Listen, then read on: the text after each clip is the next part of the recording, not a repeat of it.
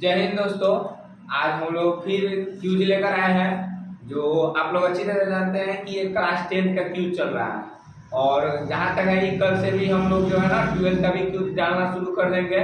तो जितने भी हमारे छोटे भाई हैं जो 10 क्लास में पढ़ रहे हैं और उनके लिए ये रिवीजन का बैच है।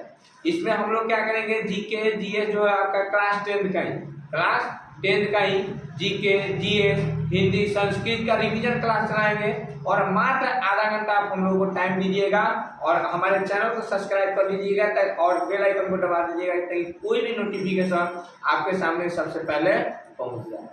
चलिए हम लोग जो है आज बता दें आपसे कि बहुत सारे यहाँ पे हैं लोग और धीरे धीरे बहुत सारे स्टूडेंट के इंट्रोडक्शन भी करा देंगे और बने रहिएगा। क्यूज भी हम लोग कर क्यूज के साथ साथ हम लोग साप्ताहिक टेस्ट भी लेंगे और टेस्ट में किसका कितना नंबर आया है वो आप लोगों को बताई जाएगी। और साथ ही साथ अगर आप हमारे व्हाट्सएप ग्रुप पे जुड़ जाइएगा, जो आपका नंबर मेरा व्हाट्सएप नंबर आपके स्क्रीन पे दिखाई देगा, उस पर आप देख लीजिएगा। चलिए हम लोग शुरू करते हैं क्यूज। और क्यूज का पहला क्वेश्चन रहेगा कि आप लोगों में से बताइएगा कि इधर से क्वेश्चन रहेगा कि आप बताइए कि जो हम लोग कल बताए थे, कल रिवीजन करा दे कि जिप्सम का जो सूत्र बताए थे, क्या बताए थे कल? हाँ, जिप्सम का सूत्र क्या होता है? CaCO4 और इधर से आप बताइएगा कि खाने वाला सोडा का नाम क्या होता है, मतलब उसका रासायनिक सूत्र। खाने वाला सोडा का रासायनिक सूत्र, हाँ खाने वाला सोडा का रासायनिक सूत्र बताइए। गलत है, आप लोग बताइएगा। खाने वाला नहीं, गलत है। देखिए खाने वाला सोडा का रासायनिक नाम याद रखिएगा, सोडियम बाइकार्बोनेट। याद रखिएगा, ट्रिक होता है बाई तो खाई ना तो धुआई। अगर बाइकार्बोनेट अगर बाई लग गया तो खाने वाला सोडा और नहीं लगा तो धोने वाला सोडा। तो इसका सूत्र हो जाता है NaHCO3। याद रखिएगा NaHCO3। और वही अगर पूछता है कि धोबिया सोडा का सूत्र बताइए तो क्या बोलिएगा? Na2CO3। क्या बोलिएगा? Na2CO3। याद रखिएगा इसमें जल का 10 अणु होता है, यानी Na2CO3 × 10H2O। याद रखिएगा। चलिए अगला क्वेश्चन आपसे कि बताइए कि जब कार्बन का जलना कैसी अभिक्रिया है? ऊष्माक्षेपी अभिक्रिया। कार्बन का जलना क्या है जी? ऊष्माक्षेपी अभिक्रिया। बताइए जब कार्बन जलता है तो क्या बनता है? नहीं, कार्बन जलता है तो क्या बनता है? नहीं, आप बताइएगा। नहीं, याद रखिएगा जब कार्बन जलता है तो याद रखिएगा कार्बन डाइऑक्साइड बनता है। कार्बन जब जलता है तो याद रखिएगा कार्बन डाइऑक्साइड बनता है। और आप बताइएगा जब मैग्नीशियम जलता है तो क्या बनता है? मैग्नीशियम ऑक्साइड बनता है। बिल्कुल सही जवाब। आप बताइएगा कि अक्रिय गैस की संख्या कितनी है? अक्रिय गैस की संख्या कितनी है? 7 रॉन्ग 6 होता है। याद रखिएगा कौन कौन है? Helium, neon, argon, krypton, xenon और रेडॉन। याद रखिएगा अक्रिय गैस की संख्या कितनी है? 6 है। और याद रखिएगा वर्तमान में एक 7वां अक्रिय गैस भी खोजा गया है जिसका नाम है अगोनसन। जिसका नाम है अगोनसन। याद रखिएगा। तो वर्तमान में भी 6 ही आप लोग मारिएगा, 7वां का अभी पूर्ण रूप से दर्जा नहीं दिया गया। चलिए अगला क्वेश्चन आपसे रहेगा फिजिक्स से कि बताइए प्रकाश के परिवर्तन के कितने नियम होते हैं? 2 नियम होते हैं। और प्रकाश के अपवर्तन के कितने नियम होते हैं? 2 नियम होते हैं। आप बताइएगा कि इधर से कि अभिसारी दर्पण किस दर्पण को कहते हैं? जोर से बोलिए। अवतल दर्पण को। अभिसारी दर्पण अवतल दर्पण को कहते हैं। और आप बताइएगा तो अभिसारी लेंस किसको कहते हैं? उत्तल लेंस को। याद रखिएगा अभिसारी लेंस किसको कहते हैं? उत्तल लेंस को कहते हैं।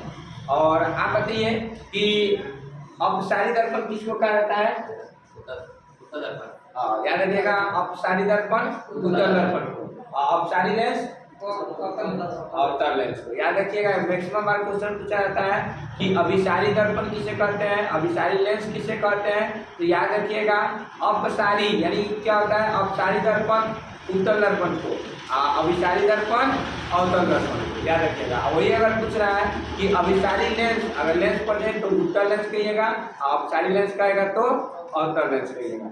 चलिए आप बताइएगा इधर से कि यदि वस्तु को फोकस पर रखते हैं उत्तल दर्पण में, बताना है उत्तल दर्पण में अगर अनंत पर रखते हैं वस्तु को अनंत पर रखते हैं तो प्रतिबिंब कहाँ बनता है?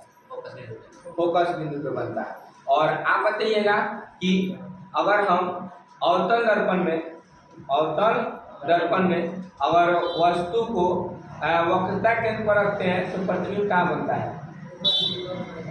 नहीं, याद रखिएगा। आप बताइएगा वक्रता केंद्र पर अगर वस्तु तो कहाँ रहेगा?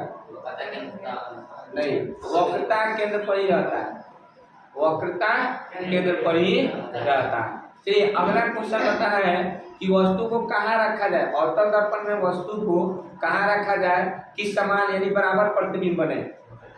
वक्रता केंद्र पर, बिल्कुल सही जवाब। वक्रता केंद्र पर अगर वस्तु को रखते हैं अवतल दर्पण में तो वस्तु के बराबर प्रतिबिंब बनता है। अब बताइएगा फोकस दूरी और वक्रता त्रिज्या में संबंध। हाँ जोर से बोलिए। हाँ, ए बराबर आर बाई 2 होता है। और आप बताइएगा दर्पण सूत्र। हाँ, 1/v+1/u = 1/f होता है। आप बताइएगा लेंस सूत्र।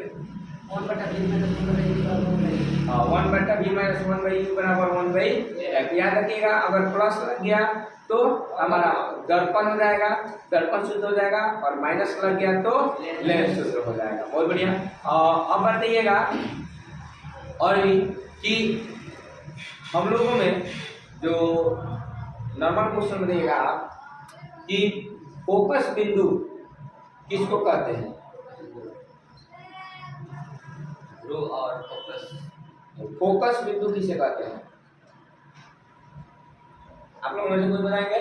फोकस बिंदु तो याद रखिएगा कि जब कोई प्रकाश की किरण प्रधान अक्ष के समांतर गुजरे और परावर्तन के बाद प्रधान अक्ष को जिस बिंदु पे काटता है उसको कहते हैं फोकस बिंदु कहते हैं। बहुत बढ़िया। अब बताइएगा कि अवतल दर्पण में कैसा प्रतिबिंब बनता है? वास्तविक भी बनता है। और वास्तविक प्रतिबिंब कैसा होता है? वास्तविक प्रतिबिंब उल्टा होता है। चलिए बताइए समतल दर्पण में कैसा प्रतिबिंब होता है? काल्पनिक। और काल्पनिक प्रतिबिंब कैसा होता है?